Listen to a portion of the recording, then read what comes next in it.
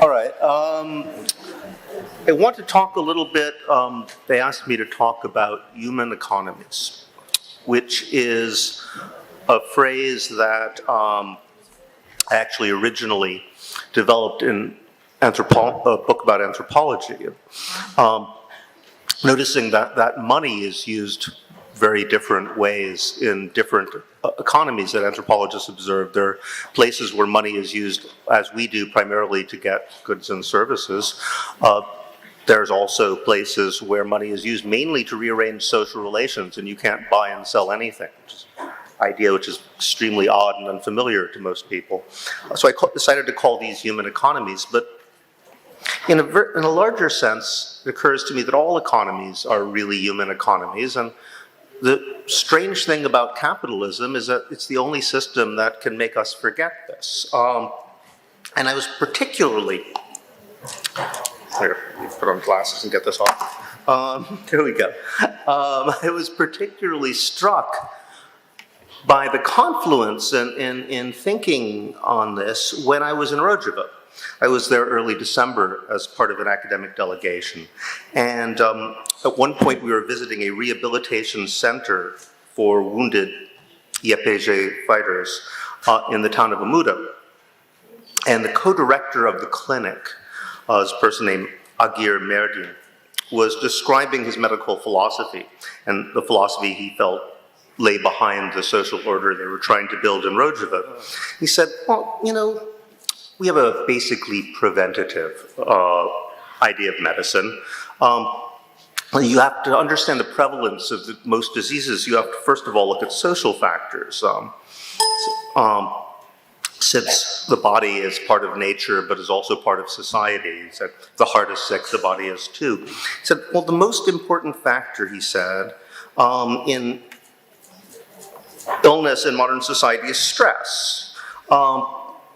Cities, he felt, really ought to be rebuilt with 70% green space, and then levels of stress would immediately decline, and with them rates of heart disease, yeah, that's a good idea, diabetes, even he was confident cancer rates. But he also insisted that it wasn't just about nature, it was about social ties, that a lot of stress came from loneliness or social isolation.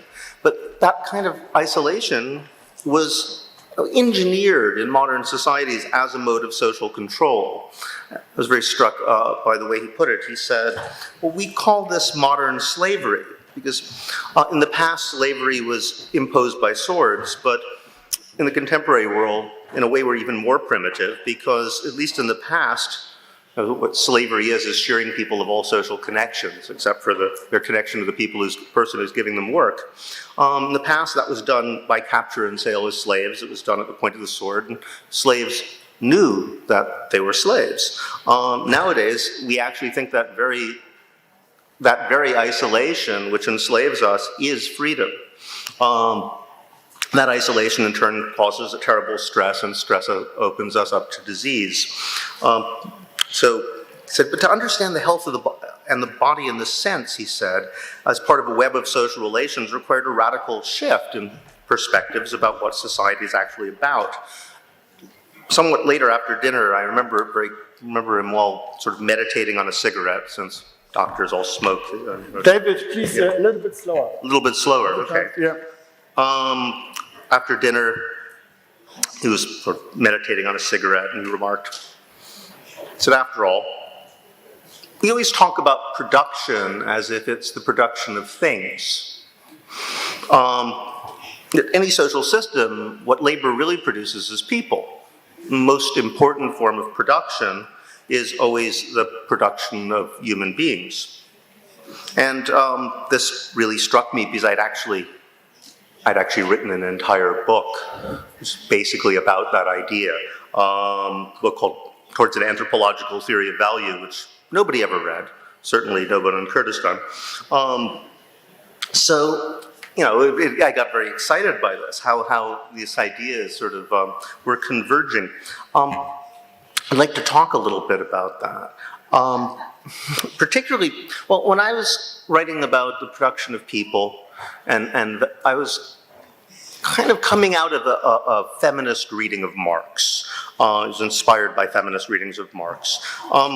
You could say that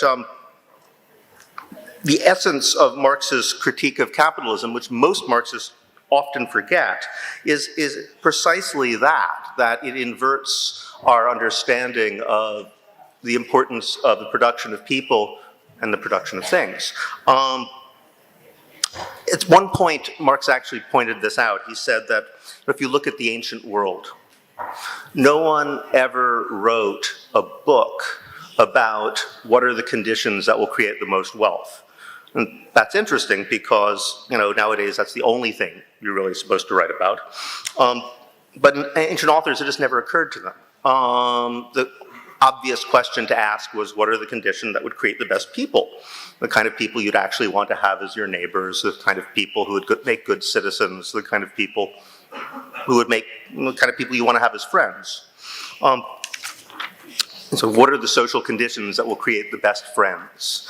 That was a reasonable question. And wealth was, in turn, a subordinate factor. It was something to be considered as part of that larger question. So you don't want to have too much wealth because then people become lazy and indolent, and you don't want to have too little because then they're working all the time and can't be friends. Now, this is, and of course, then Marxists tend to forget this because of the particular way that Marx's book is organized. It's an internal critique of capitalist categories, so that he adopts the terms that economists of his time used, and he's trying to demonstrate that even if you assume that Adam Smith, David Ricardo, all these other authors are right, and markets really do work the way he says they do, it's all free labor, so forth and so on. Even if you grant the political economists their assumptions, I can demonstrate that everything will still be contradictory and self-destruct. Now, since a lot of Marxists tend to treat Marx's work as if it were a sort of biblical scripture, they tend to forget that this is an as if, and they actually take those, since Marx said it, it has to be true, completely warp their perspectives. He didn't actually think that these things were true, and he certainly didn't think that that perspective of capital that he was adopting in the book was good. So there's a tendency to reproduce the categories unless you want to think them. And those become the dominant categories of our time. I was just reading the paper the other day. Here's a quote. In breaks between chopping vegetables, David Cameron told his interviewer that whilst he was obviously keen to be re-elected and to govern the world's sixth biggest economy until 2020, he would be seeking... David, a little bit slower, please. What's that? That was fast? Okay.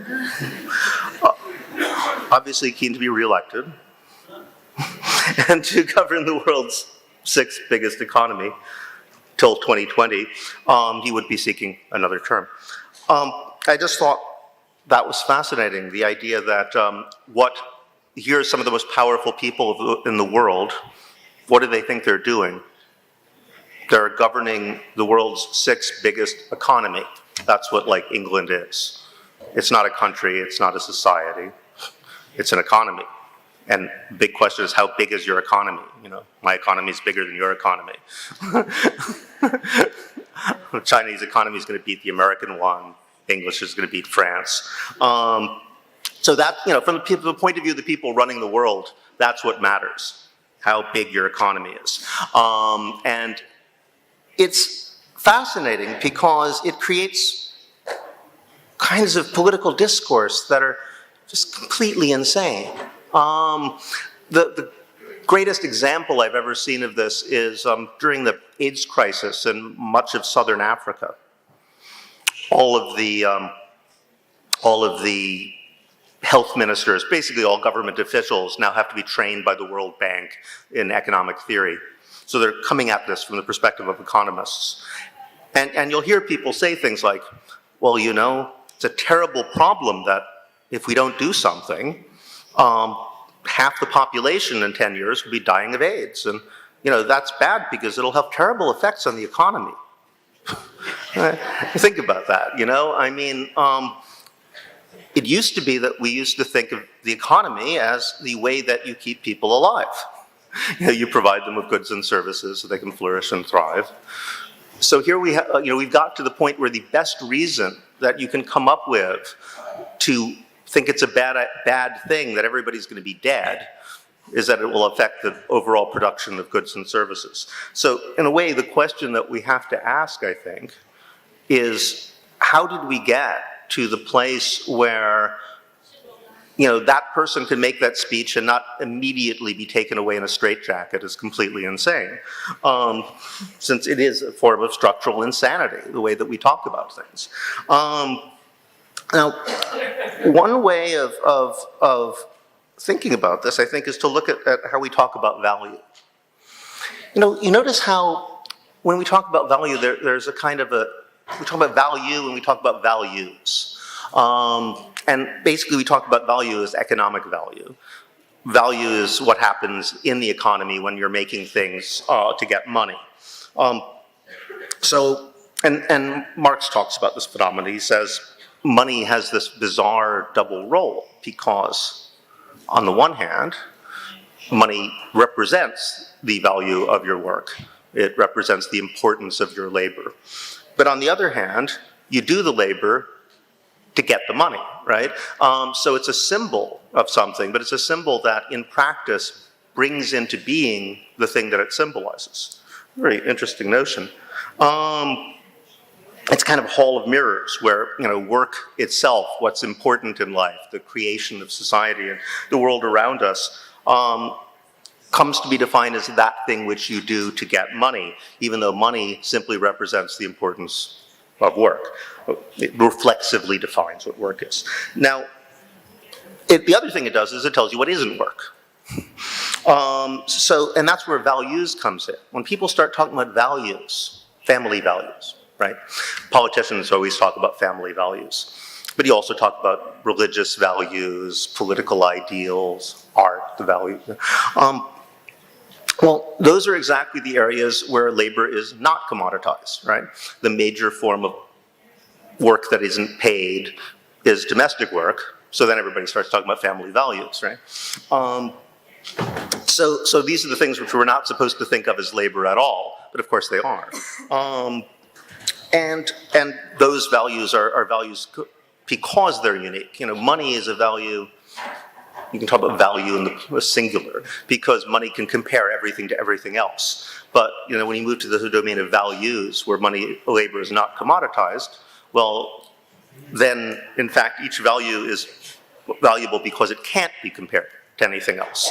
So you can't come up with a formula, for example, for, you know, how much it's legitimate to neglect your family in the pursuit of religion. I mean, people do it all the time, right? But you can't actually do it mathematically.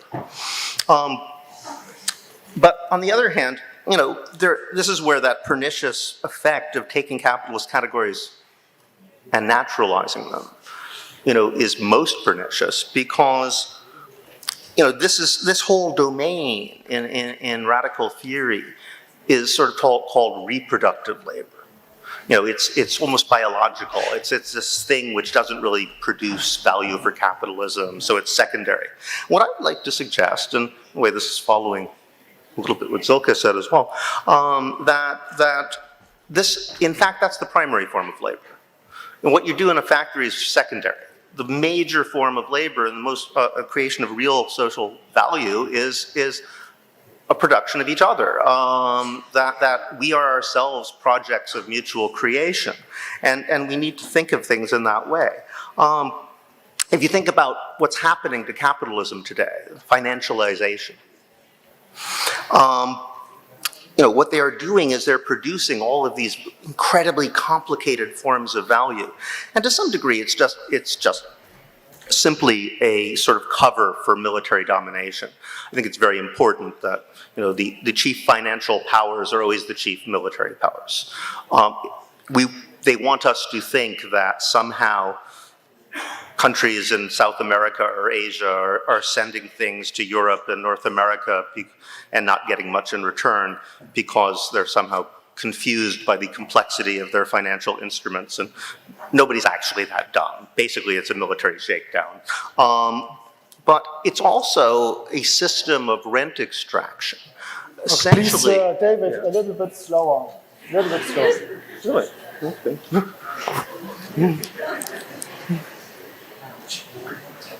Should I put pauses in between? Okay. What's a system of rent extraction?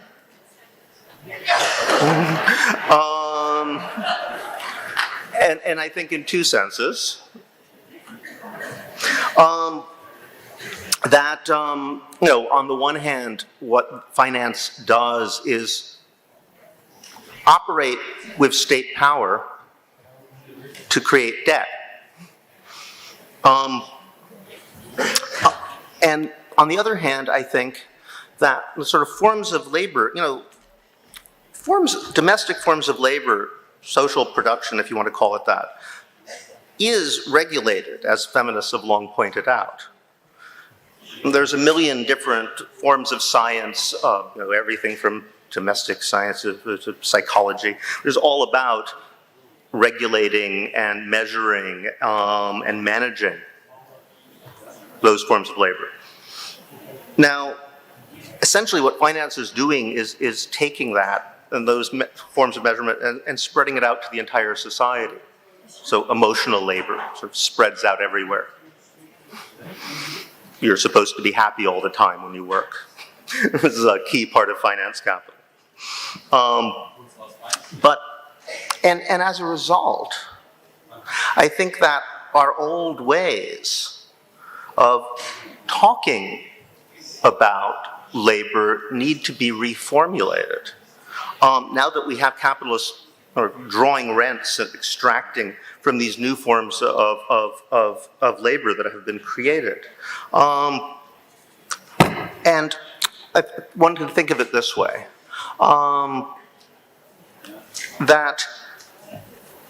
because that's what finance does. It takes all these things which had never been commoditized and comes up with mathematical formulas. I mean, it's about financialization, is about commoditization of love, of trust. And that's what microcredit does, is it takes family ties, forms of creativity, and figures out a way to stamp a price on them in a million different ways. To actually think about this, we need to, I think, reformulate our basic ideas about value. And I would propose this. In the 19th century, there was a kind of conceptual revolution. I really believe that all revolutions are essentially moral transformations. They take common sense and transform our basic political common sense, our most fundamental ideas about what life, what politics, what an economy actually is. So when you have revolutionary moments, French Revolution, 1848, 1917, 1968.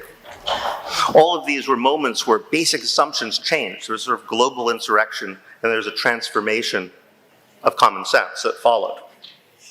Now, what happened in the 19th century was essentially the labor theory of value came to become popularly accepted as common sense.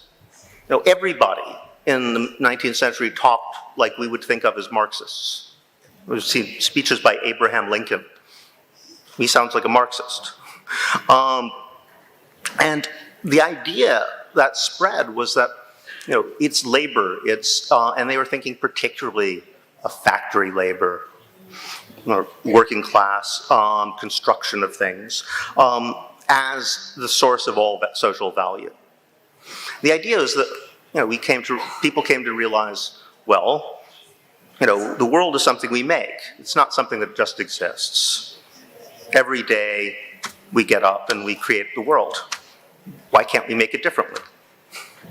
I mean, it's a paradox, right? Because if we're all collectively making the world, why is it that we don't make a world that we particularly like? Almost nobody actually likes, even the ruling class don't really like it. So that's the great paradox of leftist thought as it emerged in the 19th century.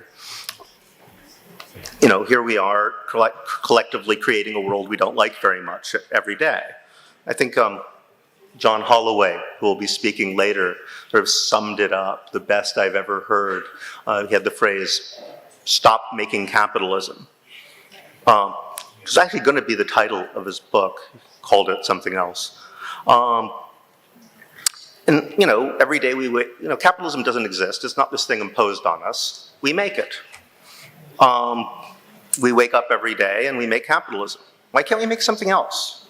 If we did just stop and make something else, then capitalism wouldn't be there. So what would it take to do that? That was the great revolutionary question. Because it proved remarkably difficult. In a way, all social theory is about that. Why can't we just wake up and make something else? So the labor theory of value was one way of trying to come to terms with that, a way of posing that question and also answering it. But it proved to be somewhat flawed. And I think it proved to be flawed because it fell into that very notion that what production is the production of things and not of people. And as a result, there's a paradox. I grew up in a working class family, and that paradox was with us all the time. On the one hand, labor was the source of all value. We were proud of working. On the other hand, we didn't really want to work. Work was something terribly imposed and miserable and degrading and alienating. How to reconcile those 2 points was always the constant paradox that we had to deal with. Now, as a result of the sort of strange view of labor that the labor theory of value implied, as a result of that, I think that a lot of revolutions sort of went off the rails or struck a terribly wrong direction. And it was possible for the other side to redefine the question. So starting in the late 19th century, capitalists started promoting a notion that, no, value comes from the minds of brilliant entrepreneurs. And you're just doing the work. You're just you're basically just a bunch of robots realizing their visions in the world. What you do is not important. And that was pushed over and over again. And of course, then they have to give you a reason why work is important. Why should you be doing it at all if it doesn't produce value? So the new line was, work is valuable in itself. It's moral. In fact, if you don't spend most of your time doing something you don't really like, you're not a good person. Bad people who either enjoy their work too much or don't do enough work are parasites. They're bad. You should resent them. They're stealing from you. That idea has been incredibly effective. It's probably the most insidious and effective notion that the capitalists have come up with. Because most people really believe that people who aren't working all the time at something unpleasant that they don't really enjoy, there's something wrong with them. And as a result, it's created this bizarre inversion. I've written about this myself in an essay called On the Phenomena of Bullshit Jobs. It seems that, the one thing capitalism isn't supposed to do, right, is to produce useless jobs. The Soviets did that. But in fact, it happens all the time, right? Half the jobs produced by capitalism don't do anything. There are these guys sitting in offices, playing with their computer all day, pretending to work. And there's whole industries that are just useless. Telemarketing, human resource consultants and PR managers and corporate law. Just get rid of all of them. The world would be a better place. We could all be working, 15.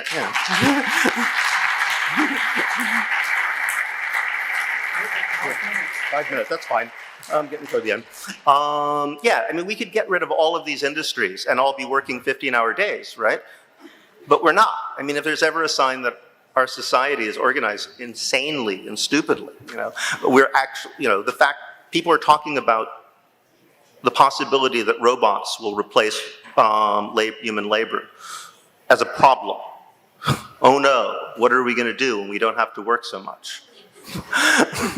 If there's ever a sign that an economic system is crazy, it's like, labor-saving devices are a problem. So there's this bizarre inversion, right? In our society, not only are there useless jobs, but the more useful your work is, the less they pay you. How does that happen, Because if you think about it, like most of the low-paid jobs are jobs that are actually necessary. You need to have nurses. If we didn't, we'd be in trouble fast, right? We need to have garbage collectors. We need to have drivers. Our society requires these things. If they were to all vanish, we immediately suffer. If all telemarketers vanished, the world would be a better place. If all financial CEOs would vanish, the world would be a much better place. So there's an inverse relationship between how much actual value your work produces and how much money you get to do it. Jobs that subtract value from the world are actually the highest paid of all. But the strange thing, and this is the terrible thing about our current economic system, is that it teaches people to think that's right. And this is why that idea that work is valuable in itself, and unpleasant work especially. There's this idea that if your work actually produces something, then you're getting something out of your job and you shouldn't be paid as much. Now, this is true. I mean, people think this. There's this terrible resentment against teachers in America. Why? Teachers is a necessary job, right? But in a way, there seems to be the sense of teachers shouldn't be paid well. They shouldn't have benefits because they get to do something useful. They teach kids, or people make cars, and then they want benefits too, and that works. So this is a sign of this sort of bizarre inverted perversion of our system of economic logic. So how do we get away from that? I think that we need to completely reverse our perspective. And this is what I mean by moral transformations. I think we need to start by looking at start by redefining almost all the terms that we're used to using. For example, one thing that I always throw out is the word communism, right? We're used to thinking of communism as a total economic system which has something to do with collective property. I think this is just wrong.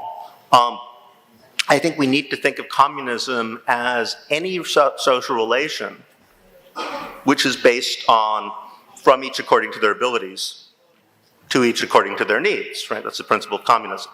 Well, if you think about it, almost all work is organized communistically on the ground level. If I'm working for a capitalist firm and I'm fixing a pipe, right? I say, hand me the wrench. Other guy doesn't say, yeah, what do I get for that? You operate communistically, from each according to their abilities to each according to their needs. Why? Because it's the only thing that works. Communism is actually the most effective way to cooperate, to allocate resources. So, in a way, I think that capitalism is just a bad way of organizing communism. We need to find a better way of organizing communism. So most social relations are already based on communism. We just need to sort of expand it a little bit. And all society is based on a sort of fundamental relation of communism. If the cost is small enough, do you have a light? If the need is great enough, I'm drowning.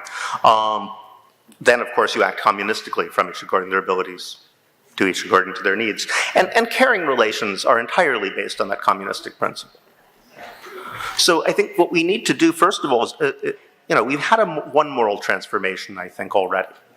I think in 2011, we had a revolutionary moment with what the revolutions that swept the world, starting in Tunisia and Egypt, Spain, Greece, then with the Occupy movement, spread all over the world. And those were violently put down. But ever since, when radical democratic movements begin, they no longer seek to seize state power. There's been a fundamental change in our very conception of what a democratic social movement is. And this is what we've seen in Rojava as well. There's a moral transformation. It's a transformation of our basic political categories, which is what a revolution really is. But I think in order to go further with this, we need to change our basic categories of what labor is. Just as in the 19th century, the idea of the labor theory of value as production, material production, was incredibly effective, although it turned out to have very real limits, which allowed it to be reversed. We need to change our conceptions of labor to one that starts from caring labor. Now, what society is a process of the mutual creation of human beings. It's not just the creation of a material world, it's the creation of each other. That's what we're doing. That's what we're doing right now here. Caring, education are the primary things. There's an free education movement right now in Amsterdam and London. There's a huge student movement emerging. I find this very exciting. And one of the first things that they're putting in their plank is that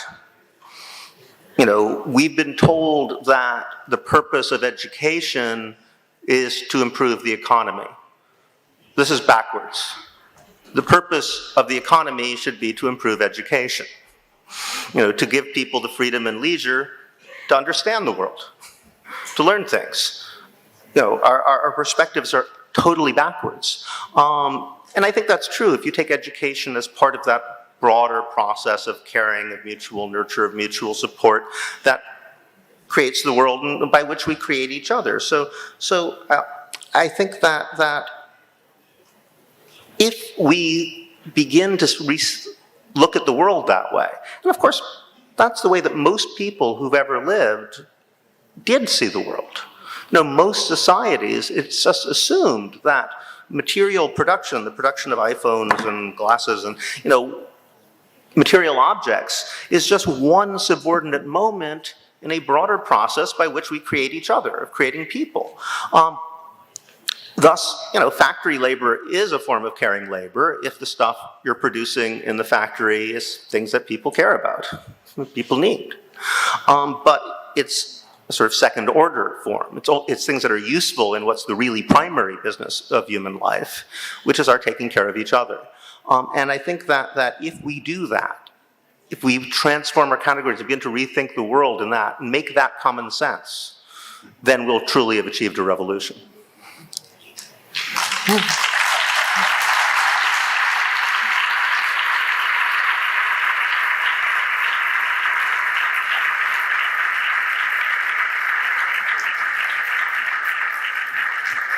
Ich